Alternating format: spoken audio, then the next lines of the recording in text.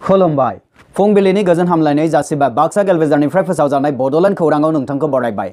दिनैनि रादाबखौ फरायदों आं रमेन बर'आ। दिनैनि गाहाय रादाबफोराव दङ रायजो नाङै शिवरात्रि फुजा फालिदों। बाक्सा गोबोरधोनानि सिङाव थानाय मायांपारा गामिनि सासे हौवासा केरेलानिफ्राय न'सिम दासिमबो मोनफैयाखै। जपादं दखरा दुलाराय बर' फरायसा आफादाबो गामि गामि हाबनानै बड'फा मिशन फर सास्टेनेबल चेन्ज बड'फा गोजोरथियारि सोलायनायनि मावथांखि हाबाफारि लादों। धेमाजि जिल्लानि जनायाव गेसनि जायगायाव दै सोनानै एलपिजि सिलिन्डार फाननायनि अजद। 2 मार्चआव बड'लेण्ड दाबिनाय सान फालिथाय आरो दुवारगसि दखरा दुलाराय बर' फरायसा आफादनि खुंगा 20थि बोसोरसालिया जथुमाया मोजाङै मोजां जोबनानै थांबाय। मुंख्लं मनेश्वर बसुमतारीनि गोसोखांथि सारादु बुब्लियाव गिबि मन्त्रि सर्बानन्द सनवाल बिथाङा मुंख्लं मनेश्वर बसुमतारीनि फिसाजोनो साख्रिनि थिसनथाइ लाइजाम गथायदों। बैसागो सफैनाय लोगो लोगो दाउ खौवौआ फैनाय बायदि बिसायख'थि सफैनाय लोगो लोगो अन्थाइ खाम्फा गायसननो फैयो धमधमा ओनसोलाव बिधायक मनेश्वर ब्रह्मआ। उदालगुरियाव 2 मार्च बड'लेण्ड दाबिनाय सानखौ लानानै साइकेल रेलि हाबाफारि। नोंथाङा नायगासिनो दङ बड'लेण्ड खौरां। दानिया फैदो आबुं रादाबाव। रायजो नाङै शिवरात्रि फुजाखौ दिनै फालिदों। दिनैनि गोथार सानाव हिन्दु धोरोमनि गासै सुबुंफोरा गसाइ शिवखौ फालिनाय जागोन गाबगोनां हाबाफारिजों।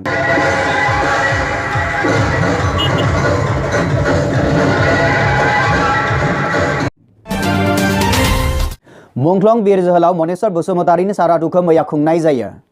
थांनाय 14 फेब्रुआरियाव जम्मु काश्मीर पुलवामा जिल्लायाव पाकिस्ताननि उदखारि हानजाजों बमा बेफ्रु होनानै गाग्लोबनायाव रुंसारि जानाय मुंख्लं बीर जोहोलाव मनेश्वर बसुमतारीनि बिदाय होनाय सारादुखौ मैया बिथांनि आंगो गामि तामुलपुर कलबारि गामियाव खुंफुंनाय जायो।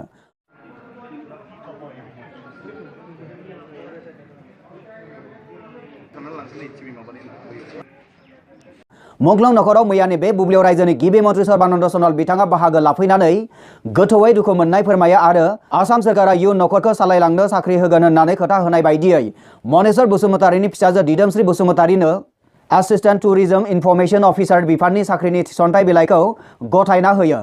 फारसेथिं बिटिसिनि गाहाय मावफुं हाग्रामा महिलारि बिथाङा दुखुथिया नखराव बाहागो लानानै 5 लाख रांनि चेकखौ गथायना होयो आरो तामुलपुरनिफ्राय गरेश्वरसिम थांनाय लामाखौ बिथां मुंख्लंनि मुङाव दोननाय जागोन होननानै फोसावो आरो लामाखौ थाबैनो मोजां खालामनो आखायाव लागोन होननानै बुंबावो।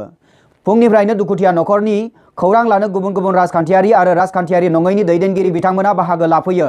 गाहायै मिरु एबसुनि आफादगिरि प्रमद बर', आसुनि गाहाय नेहाथारि लरेन्स ज्योति गगৈ, एमपि बिश्वजित दैमारी, मन्त्रि रिहन दैमारी, मन्त्रि प्रमिला रानी ब्रह्म, एमएलए इमानुएल मोसाहारि आरो गोबां गोजौ थाखोनि दैदेनगिरि बिथांमोनजों लोगोसे दाब दाब हालामनि रायजो राजाफोरा नुजाथिफैयो।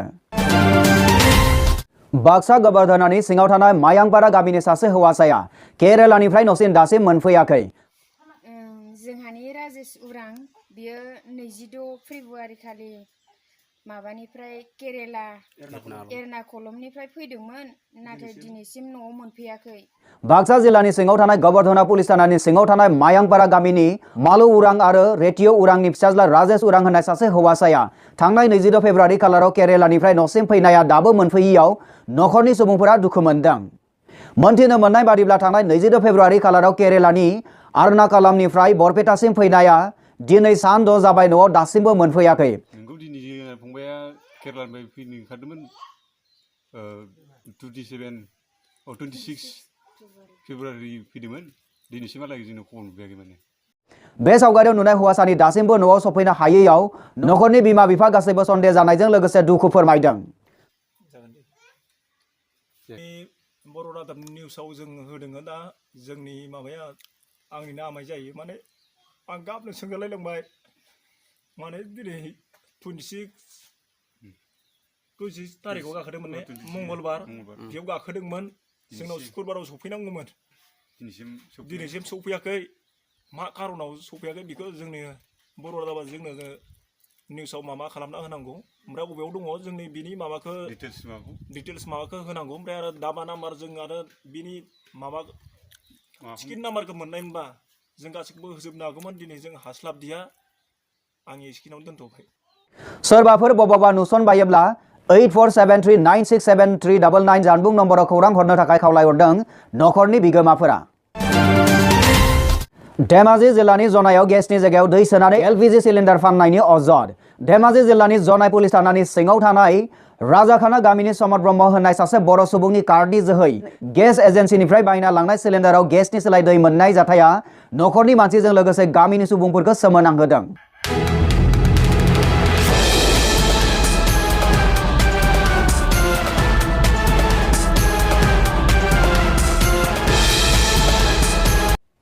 मोनथिनो मोननाय बादिब्ला थांनाय 3 मार्च खालाराव गेस सिलिन्डारखौ AR गेस एजेन्सि होनाय गंसे गेस डिस्ट्रिबिउटर गलानिफ्राय गेसखौ बायनानै लाबोयो। गेसखौ बाहायनो नागिरनायाव सुलाया जोङिखौ नुनानै सिलिन्डारखौ आनजाद खालामना नायनाय जायो। जेब्ला सिलिन्डारखौ उल्थायनानै गंसे गाजालजों गेस ओंखारग्राखौ आनजाद नायनाय जायो अब्ला गेसनि जायगायाव दै ओंखारबोयो। उनावहाय दै गोनां सिलिन्डारखौ गेस एजेन्सिनियाव थांनानै सोलायना लाबोफिननाय जायो। बे रादाबखौ जोंनिसिम दैथायहरदों धेमाजि जनायनिफ्राय तपन ब्रह्म बिथाङा। नोंथाङा नायगासिनो दङ बड'लेण्ड खौरां। बैसागो सफैनाय लोगो लोगो दाउ खौवौआ फैनाय बायदि बिसायख'थि सफैनाय लोगो लोगो अन्थाइ खाम्फा गायसननो फैयो धमधमा ओनसोलाव বিধায়ক মনেশ্বৰ ব্ৰহ্মৱা। ইতিমধ্যে মোৰ বাগানপাৰাত আমি 4টা কৰিলোঁ ৰাস্তা শুভ উদ্বোধন আৰু আজি ধমধমাত আমি এটা কৰিলোঁ। কি কৰা গ'ল? এইটো আমাৰ পকীকৰণ, ৰাস্তা পকীকৰণ। আৰু এতিয়া আমি যেটো আমাৰ বাজেট ভাষণত বিত্তমন্ত্ৰী ডাঙৰীয়াই ঘোষণা কৰিছিল लोकसभा बिसायख'थिया जागायनायनि गेजेराव साननैसोल' दिन मोनफ्रोमबो राजखान्थियारि दोलोफोरा बायदिसिना आरोंदायजों भट मोननायनि थांखिजों सरासनस्रा रायजोफोरखौ गोजोनग्लाय होनायाव मुखुब जादोंसै। बे बुब्लियाव बरमानि बिधायक मनेश्वर ब्रह्म আমাৰ মুখ্যমন্ত্ৰী ডাঙৰীয়াই ঘোষণা কৰিছিল যে 1 টকা দামত আমাৰ যেটো অন্তদয়া অন্ন আঁচনিৰ যেটো হিতাধিকাৰীসকল আছে আমি 1 টকাত 1 কিলো চাউল দিম। আজি ইয়াৰ শুভ উদ্বোধন হ'ল আমাৰ 1 মাৰ্চৰ পৰাই হ'ব বুলি কৈছিলে আৰু আজি আমি শুভ উদ্বোধন কৰিম। আজি আৰু কেইটা কাৰ্যসূচী আপোনাৰ? আজি আমাৰ এগ্ৰিকালচাৰ বিভাগৰ প্ৰগ্ৰাম আছে। बिसायख'थिनि बोथोरा बारलांनायनि उनाव बियाबाव थानाय सुबुंफोरा बिधायक मनेश्वर ब्रह्मनि सायाखौबो नुनो मोना होनना जायगानि सुबुंफोरा बांसावनाय नुनो मोनदों। बिसायख'थिया फैनायलाय सफैबाय बिधायक मनेश्वर ब्रह्मआबो रायजोफोरनो आदार खिला लानानै भट होग्राफोरनि खाथियाव साफिनाय नुनो मोनदों। 2 मार्च बड'लेण्ड दाबिनाय सान फालिथाय आरो दुवारकसि दख'रा दुलाराय बर' फरायसा आफादनि खुंगा 20थि बोसोरसालि जथुमाया थांनाय 2 मार्चआव मोजाङै मोजां जोबनानै थाङो। गिबि हाबाफारि बायदियै गौथुमारि फिरफिलाखौ बिरहोयो दुवारकसि दुलाराय बर' फरायसा आफादनि आफादगिरि बिरलां बर' बिथाङा। मुंख्लंफोरनिसिम बिबार बावो बाक्सा जिल्ला दुलाराय बर' फरायसा आफादनि बाथ्रा दान्थे नेहाथारि जीवनजिउ बसुमतारिया। बड'फा उपेन्द्रनाथ ब्रह्मखौ गोसोखांनानै बिबार बावो दुवारकसि बिया बाथौ गौथुमनि गाहाय नेहाथारि धनेश्वर बसुमतारि बिथाङा। दंफां फुलि गायजेनो दुवारकसि बिया बाथौ गौथुमनि आफादगिरि खगेन चन्द्र बर' बिथाङा। हेफाजाब होफायो दुवारकसि दख'रा एबसुनि बोसोनगिरि महेन्द्र दैमारि बिथाङा। थान्दै मेलखौ मेहेर गोनाङै बेखेवनानै होफैयो बाक्सा जिल्ला दुलाराय बर' फरायसा आफादनि नेहाथारि मनेश्वर नार्जारि बिथाङा। बड'लेण्ड सोमावसारनायनि सोमोन्दै सावरायनाय लोगोसे आथिखालाव थासारिनि सोमोन्दै सावरायनाय हाबाफारियाव माननि आलासि महरै बाहागो लाफैनानै मेहेर गोनां बिबुंथि लाखिफैयो नाग्रिजुलि जुनियर कलेजनि बिबुंगोरा मनेश्वर स्वर्गियारि बिथाङा। 2019 आरो 2020 मायथाइनि थाखाय आफादगिरि महरै सायख'जायो बिरलां बर', लेङाइ आफादगिरि महरै सायख'जायो गबाराम बर' आरो सानसुमा बर', गाहाय नेहाथारि महरै मनेश्वर बर', लेङाइ गाहाय नेहाथारि महरै अनसुमा खाख्लारि।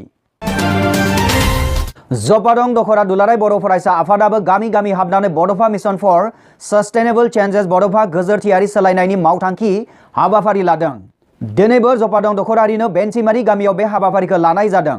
बे हाबाफारियाव बाहागो लाफैयो बाक्सा जिल्ला दुलाराय बर' फरायसा आफादनि 4थि नेहाथारि मानगोनां रनजित बर' बिथाङा आरो बिथांजों लोगोसे फैफानो हाबावदों सुबुं फोनांजाब नेहाथारि कुमुद बर' बिथाङा। बड'लेण्ड सानजों लोब्बा लाखिनानै मटर साइकेल रेलि खालामदों अदालगुरि जिल्लायाव।